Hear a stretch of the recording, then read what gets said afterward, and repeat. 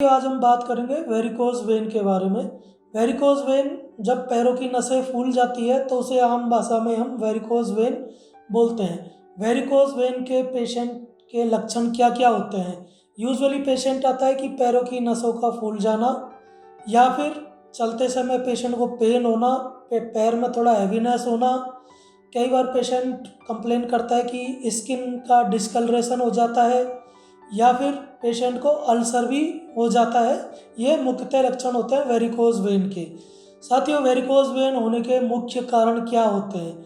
जब कोई पेशेंट लंबे टाइम तक खड़ा रहता है या उसका ऑक्यूपेशन इस टाइप का रहता है कि वो लंबे टाइम तक खड़ा रहना पड़ता है, जैसे ट्रैफिक पुलिस, बस कंडक्टर, तो ऐसे पेशेंट में वेरिकोज वेन होने के चांस यूजुअली ज़्यादा होते हैं। या फिर पेशेंट को हेरिडिटरी, अगर किसी के फैमिली में वेरिकोज वेन है तो उसको चांस नॉर्मल पॉपुलेशन से वेरिकोज वेन होने के चांस थोड़े ज़्यादा होते हैं।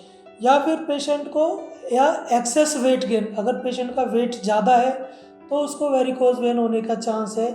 या usually female patient due to hormonal effect varicose vein female में होने के चांस ज़्यादा रहते हैं। जब वेरिकोज वेन हो जाती है तो यूजुअली हमारे पैरों में दो तरह के सिस्टम होते हैं। एक सुपरफिशियल वीनस सिस्टम होता है, एक डीप वीनस सिस्टम होता है। जब सुपरफिशियल वीनस सिस्टम डायलेट हो जाती है प्रोलॉन्ग स्टैंडिंग के कारण, क्योंकि उसके वाल्व खराब हो जाते हैं वेन्स के, या उसकी इलास्टिसिटी कम हो जाती है, तो पेशेंट को वेरिकोज वेन हो जाता है। इसको डायग्नोज कैसे कर सकते हैं हम? डायग्नोज करने का समय अच्छा तरीका है क्लिनिकल एग्जामिनेशन। दूसरा एक तरीका है यूएसजी डॉपलर, अल्ट्रासाउंड पैर का करके देखते हैं।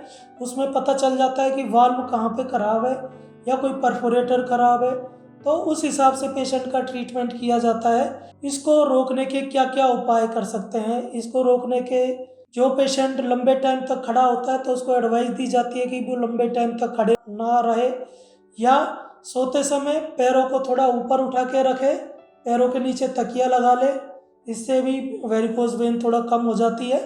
या फिर इलास्टिक क्रैप बैंडेज आती है, स्टॉकिंग आती है, वो अप्लाई कर सकता है पेशेंट।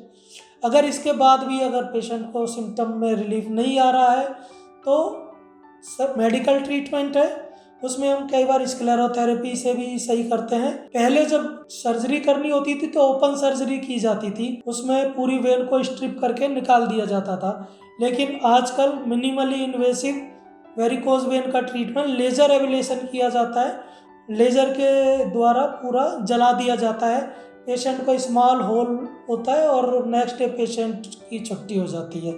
रिकरेंस के चांस, चाहे उसकी स्ट्रिपिंग करो चाहे उसका लेज़र ट्रीटमेंट करो, 2 से 5% चांस हमेशा रहते हैं उसमें। धन्यवाद सर।